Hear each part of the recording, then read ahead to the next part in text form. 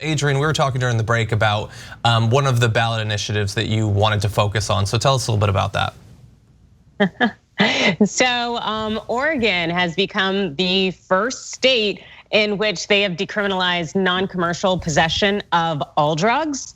So that's pretty cool. It means that, marijuana definitely legal in Oregon, but this measure that passed, Measure 110, it eliminates all criminal penalties for low-level possession of drugs that Oregon continues to ban. So that includes heroin, cocaine, meth, psychedelics, LSD. And that's really a positive thing, in part because that's one of the ways in which Portugal helped reduce their drug problem by decriminalizing it, so that people can focus on getting the help that they need. And also too, a lot of these drugs, or some of them in part, can be used responsibly, and were only criminalized for racist purposes, like marijuana, which is still illegal at the federal level. So this is a really good sign in terms of progress and change, and I am here for it. Yeah, and you just think about the number of people who've been locked up for years and years, decades, because they had illegal drugs that they planned to use for themselves or give to their friends, right? Obviously, if you're running a drug ring operation and you're selling and producing meth, if you're I can't believe Walter White. Well, how long has it been? I can't. This is how bad 2020's been. I couldn't remember the lead character from Breaking Bad. But yeah, and the Oregon legislation doesn't. The referendum 110. It doesn't mean that's not still a crime. But we change an entire system. It would be revolutionary to not be sending mostly men, frequently young men, to prison over the most important years of their life. There's no telling what that could do positively for the country, as Adrian said, as what happened in Portugal. Yeah, and I don't know if it was mentioned earlier in the show, but I'm glad that Adrian brought this up, because of course we're sort of hyper focused on most of the presidential race, also some Senate seats and things like that. But the ballot initiatives are incredibly important. Florida looks like it's almost certainly gone for Trump, but it also at the same time somehow passed a ballot initiative to raise the minimum wage to $15 an hour, almost doubling it. It's gonna take 6 years or 5 years to do that, but that is significant. Of course, to be fair, let's not get ahead of ourselves. Ballot initiatives passing in Florida doesn't mean that they'll actually become law. Apparently, Republicans get to decide if it actually happens or not. So we possibly have that to look forward to. But I also did want to just briefly take a look at some of the ballot initiatives here in California, because there is still a good bit of the vote that we're going to need to get from California, but we've got over 7 million votes, so we've got somewhat of a sample. Some of these, like repealing the ban on affirmative action, is losing right now, 45-55. Oh, now we're almost up to 9 million votes actually, and that's losing. Wait, so which one is it? It's banning affirmative action? So so right now there is a ban on affirmative action. This would be a repeal. And we're not repealing it. Right now it looks like no, probably not. So we'll still have a ban on affirmative action. Yes. I need you to explain this to me very carefully. Okay. I'm sure I voted the right way, although I'm not so sure actually. The great thing about the California, I don't mean to minimize the importance of that, because it's insane that we banned it in the first place. It was action taken affirmatively, and so the ballot in California has all these propositions. So throughout it was like question 22. Prop 21, question 23, Prop 22.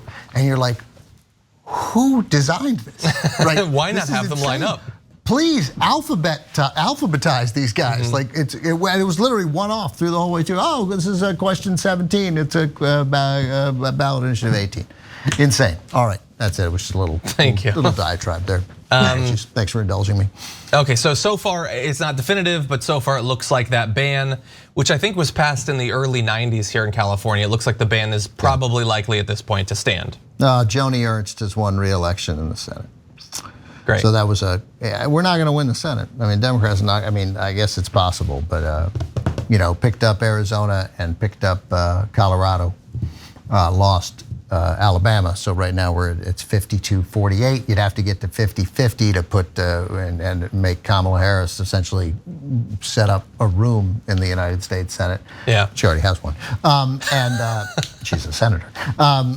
but that requires 2 more, and so you're going to need a win from Bullock. You're going to need, if Biden is coming back he's not coming back in North Carolina. It looks like Cunningham is going to lose to Tillis, which is unbelievable. So it's going to be really hard to do. And Greenfield was a good candidate, but Joni Ernst is going to win. She ran about even with Trump in Iowa. Yeah. Okay, so really fast, I just want to point out a couple of these because I know a lot of people have been asking me for the past month or so about how they should vote on these. In terms of expanding the vote, giving the vote to felons on parole is winning right now 60-40, so that's good. But for some reason, a ballot initiative that would allow those who are going to be 18 during a general election to also vote in the primary that produces candidates for that general election is losing 46-54. I guess that's a bridge too far. People being able to vote in a primary that they will then vote in the general for, that's too radical. We can't have that. Oh, goodness. We elect 2 federal officers in the United States of America. I don't know whether you guys know this, but one is the president and the other one is the vice president. And the notion that each state gets to decide their own manner of how this process happens is crazy. I mean, part of reforming the Electoral College, which must be done, and all the smart people who are making arguments against it and why the direct vote is dangerous, and it should come with a complete reformation of policy for those federal offices. To me, that would also include your senators and congressmen because they then affect policy of other states. But at a bare minimum, President of the United States, it has to be exactly the same in every state. Big government, has to come in and regulate that and make that fair. That's the only way to do it. You want to figure out a way to elect dog catchers your own way, all the way up to governor. Have at it, Hoss. But it is outrageous that the president and vice president get elected in different ways in different states. And for that matter, as I said, same with the Senate and the House, I think. By the way, it looks like Florida has been called, at least according to the New York Times a few minutes ago.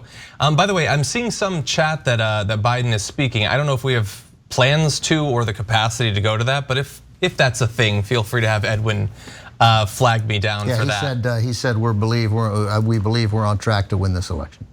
Okay, yeah, I can sort of see that. And I like that if he got out first, if that's what's happening. That's true. Because Trump might speak. I think there's a chance, actually. He usually is. Thanks for watching The Young Turks. Really appreciate it. Another way to show support is through YouTube memberships. You'll get to interact with us more. There's live chat emojis, badges.